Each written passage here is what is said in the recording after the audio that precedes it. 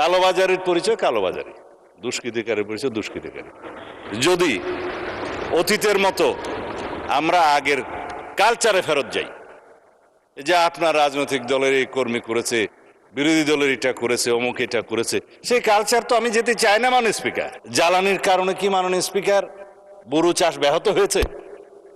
14 April পার হয়ে যাওয়ার পরে মাননীয় প্রধানমন্ত্রীর নির্দেশনায় তারপরে সহনীয় মাত্রায় জ্বালানির মূল্য বৃদ্ধি করা হয়েছে, আন্তর্জাতিক বাজারের সাথে কিছুটা সামঞ্জস্য রেখে আমাদের অর্থনীতি যেহেতু একটা সার্টেন মাত্রা পর্যন্ত সহ্য করতে পারে, সেই রেঞ্জের মধ্যে নিয়ে এসছে এবং জনগণের যাতে দুর্ভোগ সৃষ্টি না হয়, জাতীয় জীবনে যাতে আমরা সংকটে না পড়ি, সেজন্য একটা চেক অ্যান্ড ব্যালেন্স হিসাবে এই জ্বালানি তেলের মূল্য বৃদ্ধি করা হয়েছে। কোথাও 15 টাকা, কোথাও 20 টাকা, কোথাও 25 টাকা। পার্শ্ববর্তী দেশসহ পৃথিবীর বিভিন্ন দেশে কোথাও 50%, কোথাও 100% জ্বালানি তেলের এবং অন্যান্য জ্বালানির মূল্য বৃদ্ধি করা হয়েছে, ইনক্লুডিং ইউনাইটেড স্টেটস। এখন আমাদের প্রশ্ন হলো, কোনো মিল ইন্ডাস্ট্রি বন্ধ হয়েছে কিনা যদি সংকট হয়? কোনো কলকারখানা, চাষাবাদ, বোরো চাষ, স্কুল কলেজ, ব্যবসা বাণিজ্য সবকিছুই স্বাভাবিক চলছে, তাহলে সংকটটা কোথায়? হ্যাঁ, যে সমস্ত বিষয়ে প্রশ্ন উত্থাপিত হয়েছে, কোথাও কালোবাজারি হচ্ছে, কোথাও মজুদ হচ্ছে, কোথাও ধরা পড়ছে, কোথাও পাচার করার বিষয়ে কথা উঠেছে। হ্যাঁ, স্বরাষ্ট্র মন্ত্রণালয়কে অনেকে অঙ্গুলি নির্দেশ করেছে, কি করছে? এগুলো যে ফাইন্ড আউট করলো, এগুলো তো স্বরাষ্ট্র মন্ত্রণালয়ই করেছে। এটা র্যাব করুক, পুলিশ করুক, অন্য বাহিনী করুক, বিজিবি করুক, স্বরাষ্ট্র মন্ত্রণালয়ই তো করেছে। পুলিশের কাজ তো আর জ্বালানি মন্ত্রণালয় করতে পারে না।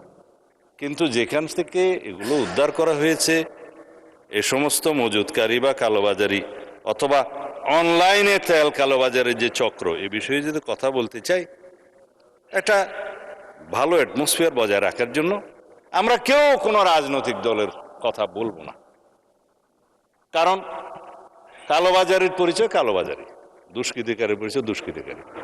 যদি অতীতের মতো আমরা আগের কালচারে ফেরত যাই, যে আপনার রাজনৈতিক দলের এই কর্মী করেছে, বিরোধী দলের এটা করেছে, অমুক এটা করেছে, সেই কালচার তো আমি যেতে চাই না। মাননীয় স্পিকার, সুতরাং আমরা এখানে দোষারোপের কোনো রাজনীতি দেখছি না। ধন্যবাদ জানাই মাননীয় বিরোধী দলের নেতাকে যে আপনি আলাপ আলোচনা করতে চেয়েছেন, সরকারি দল বিরোধী দল মিলে যদি কোনো রকমের সংকট হয়, এবং সেই ক্ষেত্রে জাতীয় ভিত্তিতে, জাতীয় ইস্যুতে সবসময় আমরা এক থাকব।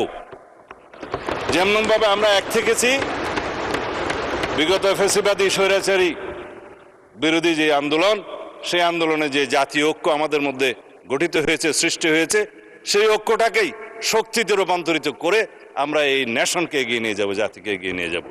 সেখানে আমরা একমত। এই ইস্যুগুলো সাধারণত এইভাবে জাতীয় সংসদে আলোচনা কখনো আগে হয়নি। মাননীয় স্পিকার, আমার অন্তত সংসদীয় রাজনীতির ইতিহাস আমি দেখেছি, বিগত দিনে কোনো সেশনে একটা বা দুইটার বেশি মুলতবি প্রস্তাবও আলোচনা হয়নি। 68 বিধিতে খুব রেয়ার আলোচনা হয়েছে। কিন্তু আমরা এই জাতীয় সংসদের আলোচনাকে অর্থবহ করতে চাই। এই আলোচনাটাকে শুধুমাত্র আলোচনায় টকড আউট করে দিতে চাই না। এখান থেকে যদি কোনো সলিউশন বেরিয়ে আসে, সেটা আমরা গ্রহণ করব এবং মন্ত্রণালয়ের সেটা আমরা এক্সিকিউট করব।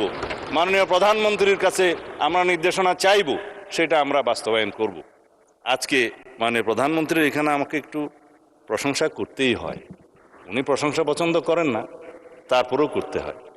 তিনি যদি দিক নির্দেশনা না দিতেন, আইনশৃঙ্খলা বাহিনী সহ এবং স্থানীয় পর্যায়ের, জেলা পর্যায়ের ডিসি, এসপি এবং যারা পেট্রোলিয়াম সেক্টরে কাজ করে তারা সহ যদি মাঠ পর্যায়ে সবাই তদারকি না করত, তাহলে বড় ধরনের বিশৃঙ্খলা হতে পারত।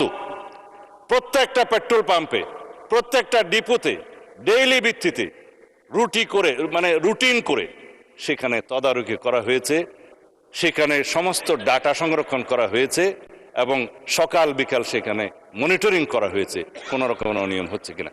তারপরেও কিছু কিছু অনিয়ম হয়েছে, কারণ যেখানে দ্রব্যমূল্য কম থাকে সেই দ্রব্যটা মজুত করার, পাচার করার এবং অপচয় করার একটা প্রবণতা এটা হিউম্যান বিইং এর মধ্যে থাকে।